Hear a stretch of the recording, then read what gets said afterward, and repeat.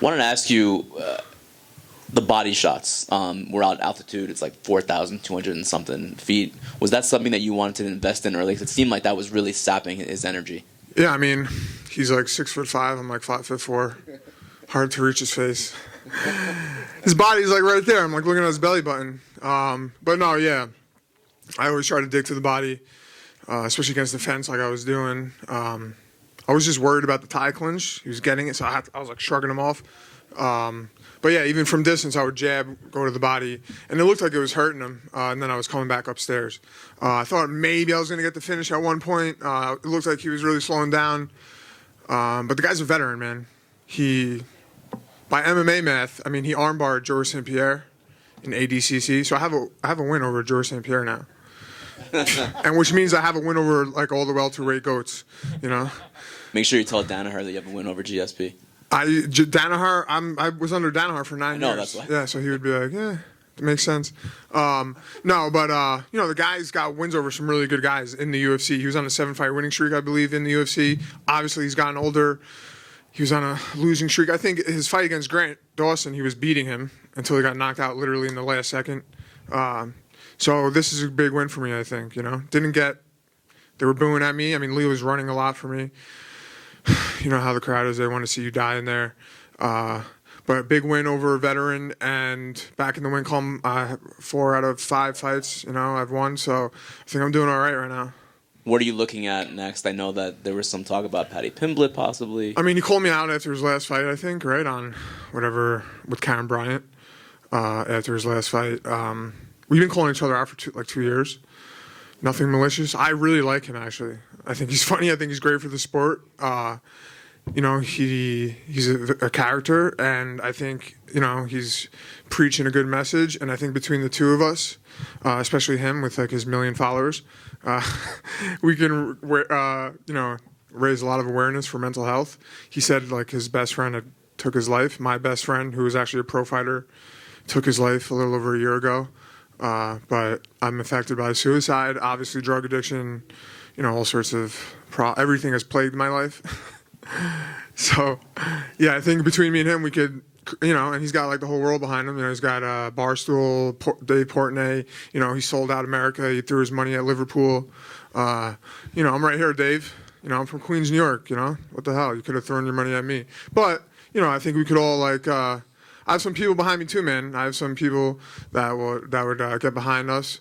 Maybe we could create some sort of a foundation for mental health or something like that. I think would be really cool. And we can punch each other in the face at the same time, you know. I was hoping for Madison Square Garden. I don't know, things that I've heard in the last couple of weeks, that he might not be able to make that date. Unfortunately, you know, and I can't blame him because I've done the things that he does, you know, gets big between camps. Nothing against that. I'm always growing in size between camps as well. So, you know, I got nothing bad to say about the kid. I like him, and I think it would be a fun fight, and I think we can do a lot together. You know, let's be positive instead of negative, you know? Like, we can, instead of, like, slapping each other, you know, we could, like, raise awareness, you know? Thanks, Jared. No problem. Yeah, Jared, right here. The broadcast seemed pretty surprised at your opponent's game plan. They were expecting a lot more takedowns in there, and even Daniel Cormier said your opponent should be able to grapple for 15 minutes straight without getting tired, and he looked visibly tired in there. Were you surprised that he wasn't shooting for the takedowns more? No. First of all, he's tall. It's hard to get underneath me. I mean, he did have one shot where, you know, we were against the cage, but I got out of it. But I'm no slouch on the ground either. I've never been out grappled in any fight except against Grant Dawson. And I made mistakes in that fight. I rush it, and I know what mistakes I made. I knew the mistakes that I made before I made them. I always preach, don't give up your back, and I did it in that fight, but that's what MMA is. You know, I made a mistake, and, you know, I've learned from it. And the fight against that, I fought Joe Selecki. The kid's a black belt stud, you know. But I've been doing jiu-jitsu since I'm 17. You know, I'm 33 now. So, you know, I don't know if you've seen my other fights. I beat people's asses on the ground, so I mean, I don't know.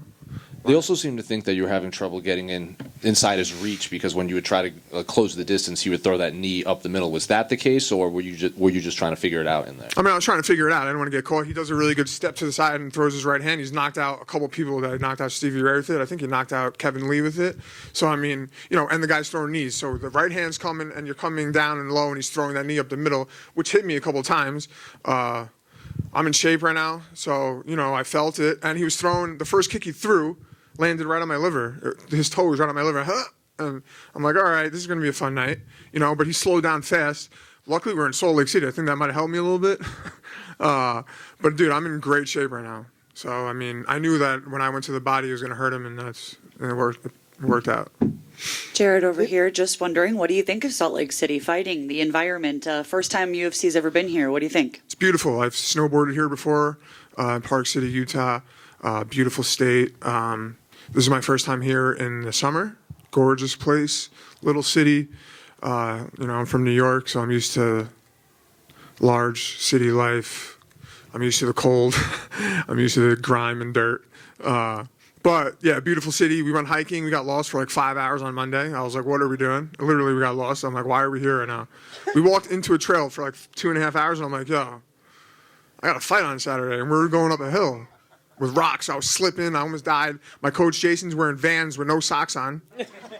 And it's like getting dark. And then finally someone comes, and they're like, we're like, how much longer? They're like, you got like another hour and a half to get to where the lake. I'm like, we got to turn around. So we had to walk 2.5 hours out. But it was gorgeous. I love the mountains. So beautiful place. How does it affect your fighting, or does it do anything for you? Like the elevation of Salt Lake City? No, I don't think it did anything. I was doing sprints up high in the mountains on Monday. I swim nonstop. I slept in an altitude tent I spent like 10 G's on an altitude chamber that goes over my bed. I slept at 10,000 feet for the last 8 weeks. I don't know if it was placebo or not. I hope it's not, because I spent 10 grand on it. But I think it worked, because in practice too, like, at first you can't tell because everyone's fresh. And then like 3rd, 4th, 5th, 6th rounds in the gym, I'm going, and people are slowing down. And I'm like, all right, this thing works. Plus I do tons of cardio, so. Thank you. Yeah, no problem. Yeah, right here. My brother. Yes. At some point, when he trying to take you down the first times, looks like you put your hand over the bed in the fence. Is that accurate or not? Did I grab the fence? Yep. Yes. Yes, I did.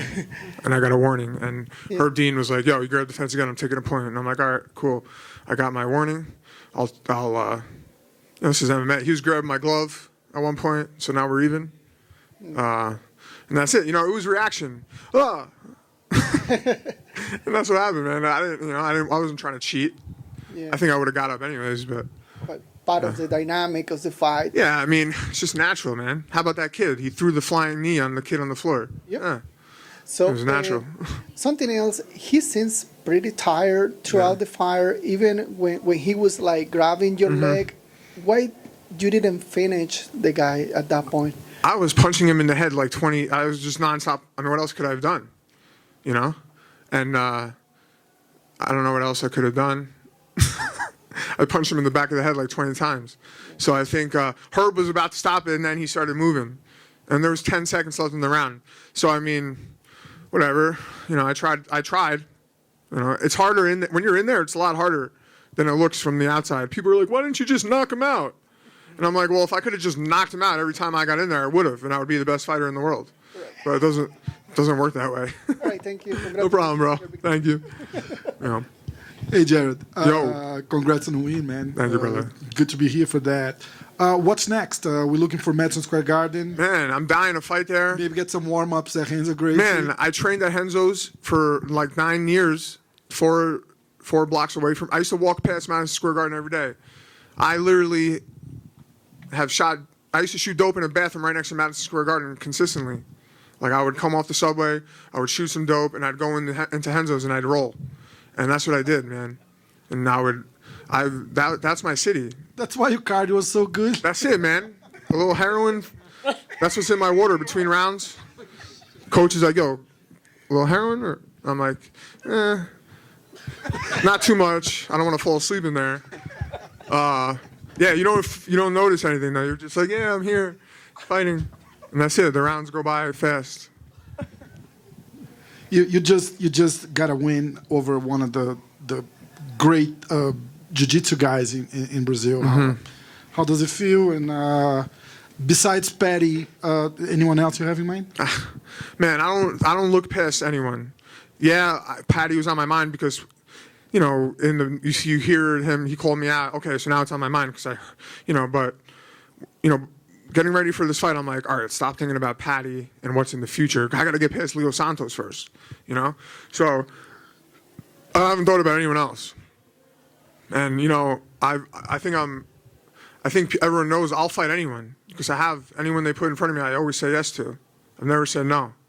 So we'll see what happens. If Paddy can't make Madison Square Garden, whatever. Maybe I'll fight him. Maybe I could fight him later. He said December, I think, that he would be able to make December. I know he doesn't also want to fight New York because of taxes. And you know what? I don't either, man. I paid, how much money I paid to New York living there in my life? So, yeah, I would fight in Vegas too.